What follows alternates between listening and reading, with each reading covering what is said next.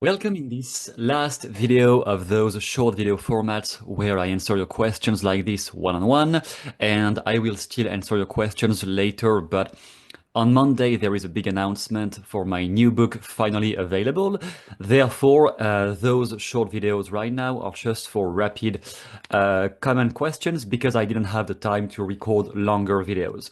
The one we have today, the last one, is about how to start a career as an NLP coach, or as a coach in general, I would say, by Alex, who asked, I'm really curious, what would you suggest as a path to become an NLP coach, books, courses, certifications, like become an NLP coach roadmap? Of course, a great question. The first thing I would say from experience is to think on a more general perspective. Where is your career at this point? Have you already worked as a coach before?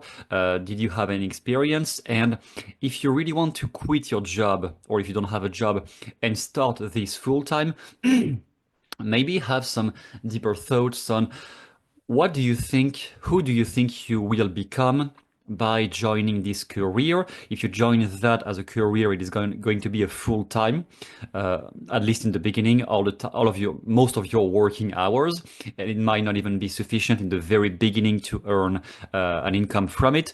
So if you decide to engage into this, what are the broader perspective? Who do you want to help? Why do you want to help such people?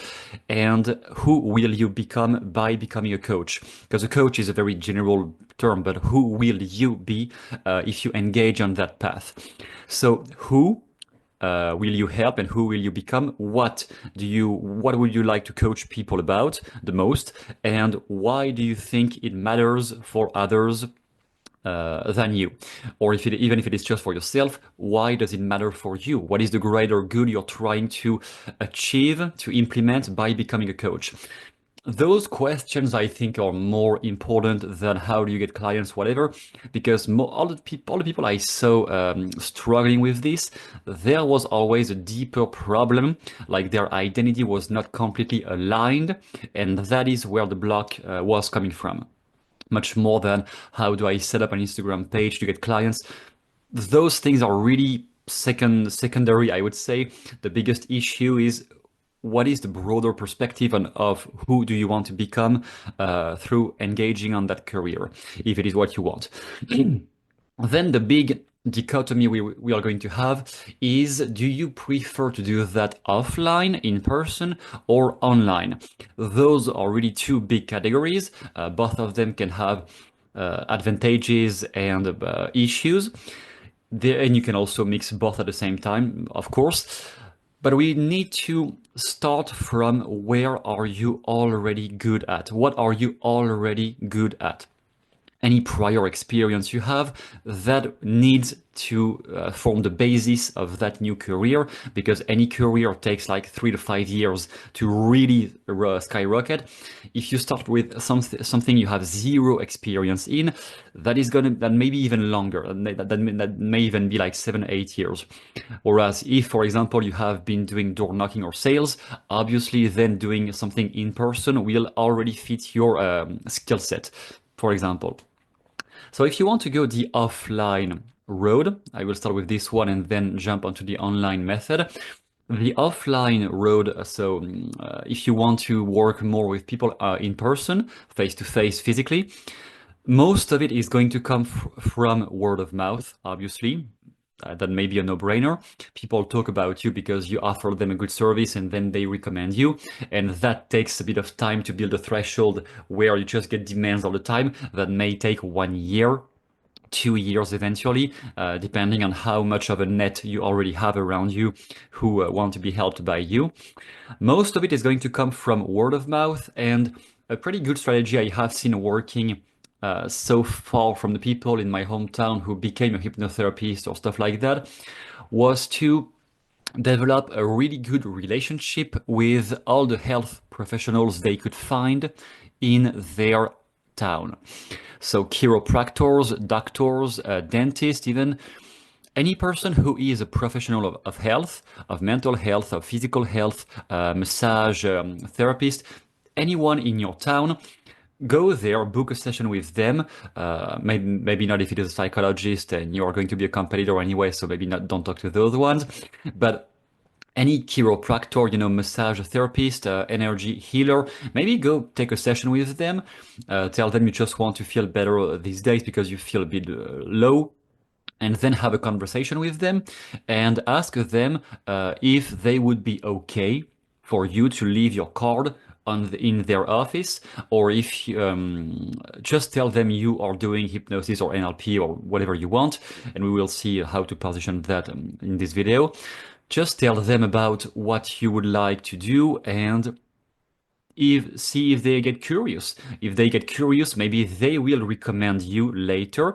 If they had a good impression of you, if you built enough rapport with the health professionals already established in your town, maybe they will recommend you just because you offer them a good conversation, a good vibe. That might be enough, and I have seen people doing that, getting clients just through this method alone, because they had formed a relationship with the nest, the group, the people who were already established authorities of health in that place. That is one strategy you might use. If you are in a very small town, what I have seen working particularly well too is Google Ads. Not going to work in a big city, obviously, because way too many therapists already established. But if you are in a very small city, then I have definitely saw Google Ads being enough to fill up the calendar, because there might not be that many hypnosis coach or NLP coach where you live. If there's already like 150 people plus, maybe not gonna go there anyway. But otherwise, that might work too. You might get profitable, but yeah, you will definitely not be profitable on your ads if you live in a very, very big city with too many professionals of mental health. The main thing you want to aim for by leaving your card to a professional who will recommend you, or by just doing publicity on your services, the main thing you want to get people to is a free call. That's what I would recommend in the beginning, a free 15 minutes call, at least in the beginning when nobody knows you yet. Just absorb as many as possible of free interactions with people who might be interested. This 15 minutes call obviously doesn't cost anything. That is just, and you don't need to solve their problem on those during this call. It is just to make them feel heard, make them feel that they are being listened to, that you are here to listen to them calmly, patiently, without judging anything. And if they ask about your qualifications, you can tell them. Otherwise, just talk about them. That is the whole point. The tool I recommend to book those free calls is called Calendly. I think it is a pretty decent one. You can just have your link set here. If you don't take payments directly on Calendly, then their software is free. Give them a link with all your spots to call. They book a call, they have a call with you, and that's all. That is what I would recommend in the beginning to facilitate the interactions with your clients. Finally, in terms of in-person therapy or becoming a service person, a health professional in your city or anything like that, you gotta understand it is mostly about your network. Your network is your net worth. Therefore, it is about how many people do you know and how many people already trust you about the type of service you are offering. And that is an advice that prevails for anyone who is offering services in one niche, whatever it is, even a carpenter, whatever you sell. The more people know you and trust you at the same place, the easier your career will escalate. Maybe even at the point where you get too many clients and you have to put it on hold because you get too many demands because you're too known and too good at what you do. One book I might recommend for this is called Never Eat Alone. I think it is a great one. It is simply a book about developing your network by having small conversations with people as many times as you can. Every time somebody might be interested, you engage into their story, you want to know more about them. That way, they may realize you are here to help. And even if on the day you talk with them, they may not right away want to book a session with you, but at least they know by now that you're here and they know you can help. And they may even talk about you to somebody else later if somebody else is asking for your help, is asking for help about these type of services. Then we get to the online way, which might be more complicated. If you have any sort of experience in online marketing, obviously that will be the one to go to, or maybe even just website building or handling some email list or something. That will definitely be the one you need to go to. Also, you may just use the online method to then get clients in private for real. But the main thing, the main mistake I have seen with the online method is to try, like you said in your comments, sorry about that, to point that out, but it is to try to sell the method, not the result. When you say become an NLP coach, basically no one gives a shit about that. What they want to know is what your method can do for them. Will your method be capable of helping them? And how?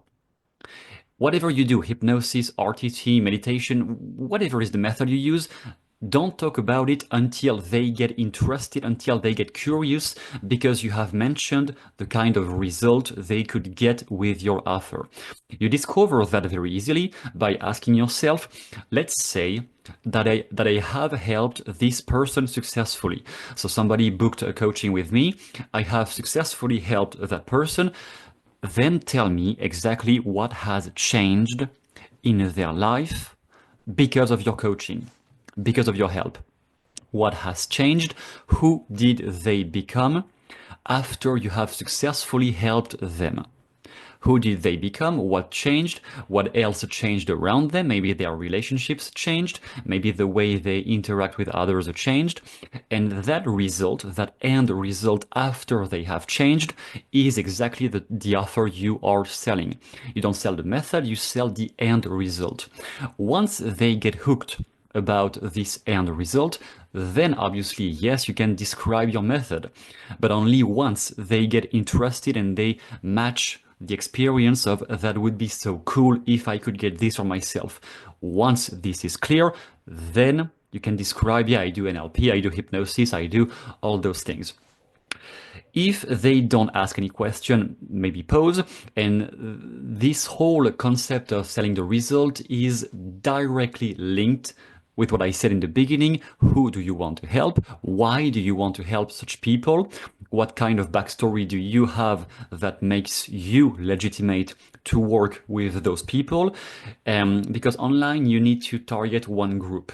Offline, that's going to be just through word of mouth. Online, in order to get your first grip in the market, in the beginning at least, you need to target one group. Obviously, you're not married to that niche, to that group. You can evolve through time. You can change, adapt. If you wanted to work with those types of people, and you realize actually their type of personalities and problems are things you don't want to work with, fine, just change. But start with something. Start with at least one niche, one group of people, and then adapt eventually if you notice it is not in the end the kind of people you want to work with, or you want to work with them, but they have little money, then change. But in the beginning, start with at least one group of people in mind and make some first elaboration on why do I want to help those people? Why do I care about those people? Do they remind me of something I have been challenged with in my past? In which case I am much more legitimate to talk about it with them. And in those cases, you will also get clients more easily because they will be able to relate with your backstory. Start with one specific result in mind. Don't sell the method, sell the result. Then for the platforms, which platform would be the best one? Is it better on Instagram, on YouTube, on Facebook? Sorry, Meta, on Twitter, on LinkedIn, whatever. I don't believe there is one better platform. I know some of them might be easier. I heard for coaches, Instagram was pretty great. but I don't really believe into the idea there is one method that is better than another one in terms of marketing channels. I believe in the platform. I believe in the idea the platform you are using the most is the one that will work the best for you. So if somebody told you, if some marketing coach told you that all coaches had to establish themselves on Instagram because it is the best platform ever in 2025, yes, that is cool. Are you even using Instagram? Because if you don't use it at all, if you absolutely never use it, then you won't have all the codes, all the subtle all the subtle changes you need to make to your content to really make it appealing. If you already consume a lot of content on that platform, then you already have your intuition built up for what works on that platform. And if I want to produce content, then how can I position it? How can I talk into it? How can I create it so that people get more hooked and get much more interested and stay longer on the platform. So there is no better platform in my opinion. I don't believe in that myth. I don't think YouTube is better than this or that one. I think the best one is the one you use the most and you use the most often.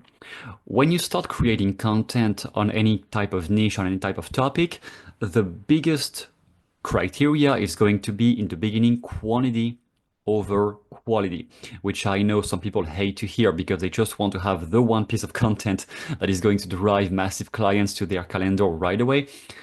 In the beginning, if you don't have experience already in content creation to build an audience, it is going to relate more to quantity over quality. And then once you have seen the kind of content that can really drive clients to your calendar, then obviously you can adapt. You can change some pieces of content, change the titles, change anything like that. In the beginning, maybe just double down on whatever pops up in your mind. Post about anything that you think might be relevant to the clients you want to work with. It has to become a habit.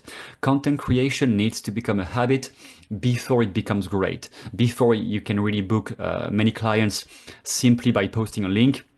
You need to have created a habit of posting every week, and by which measure how many times per week. It is really dependent on you and also on the platform. If it is a short content, maybe more once a day. If it is long content, maybe once per week or 3 times per week might be enough. Find what is doable for you. And in the beginning, push yourself to create even more than what feels comfortable. That is how you are going to align your creation abilities with what works on the platform. So as soon as you have your first client, as soon as you have booked finally your first client, then ask them simply, what made you trust me? Can I ask out of curiosity? How did you make the decision to work with me? What in my descriptions, what in my personality maybe, what in my content made you want to get a call with me?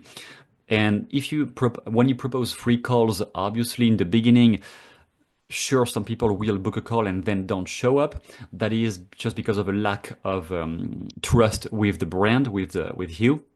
Completely normal in the beginning, maybe even normal for somebody who's really advanced. You can never really control that.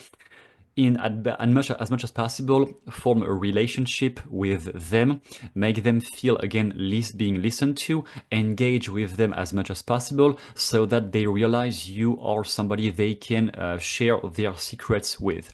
The more they see you as a friend instead of a salesperson, the more easily they will buy anything you have to sell because they feel like they are making business with a friend more than with some business entity who doesn't care about their problems, basically.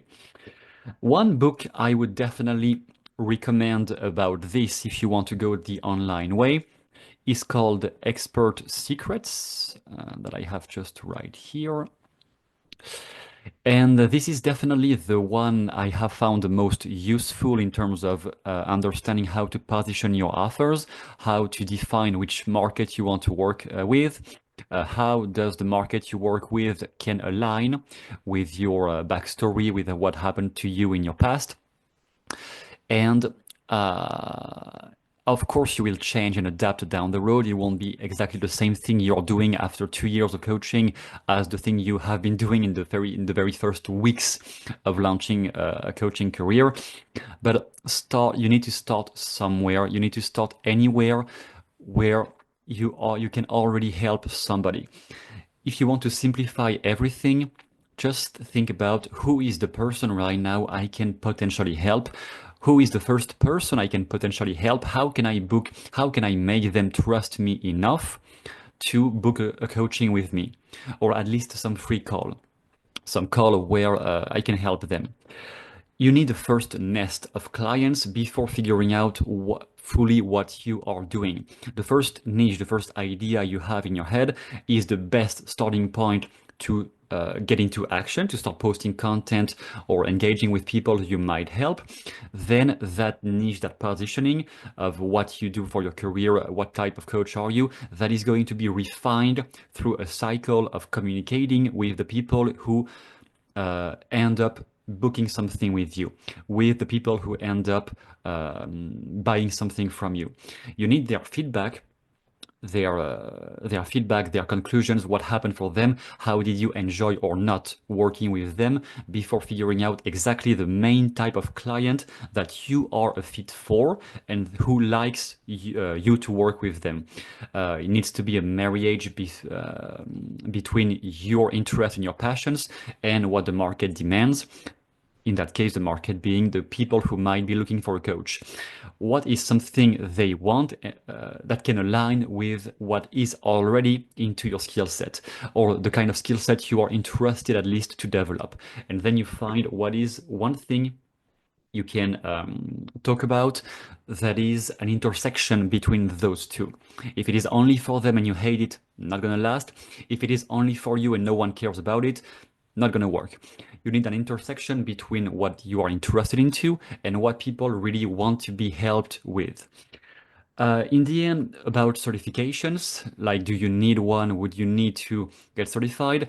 I would say the big problem with certifications is most people who try to collect them, who try to get many certifications, NLP, whatever, it is because they don't believe in themselves, they don't believe in their level of skills. They don't have any confidence in the fact that they are capable of helping others, and they want to get the piece of paper to be reassured, to reassure themselves that now it's okay, they are fine, they are certified. Except that a piece of paper itself will not do shit if you don't believe in yourself already. And you start believing more in yourself when your skills increase, and your skills increase and improve as you gather experience, which is why I said the only real goal you have is the first possible client you can ever work with. You need that person, you need to help them, and you need to gather feedback from what happened between you and them so that your level, your understanding of your capabilities increases. You discover you are more capable, you have better skills because you have already successfully helped this or that person. If you never gather experience with real people, not just reading books, but with real, tangible, physical human beings in real life, then all the certifications in the world won't do shit. You need to gather experience. So, to answer the question, should you need or should you not need a certification? The only two options where I could see a certification valuable is one, you just have extra money anyway, you just have loads of money to spend on that anyway, and you want to try it out for the sake of it, fine. Or if you have had the chance to talk with the trainer himself or herself, or you just saw them on video and you noticed you really connected with the trainer themselves.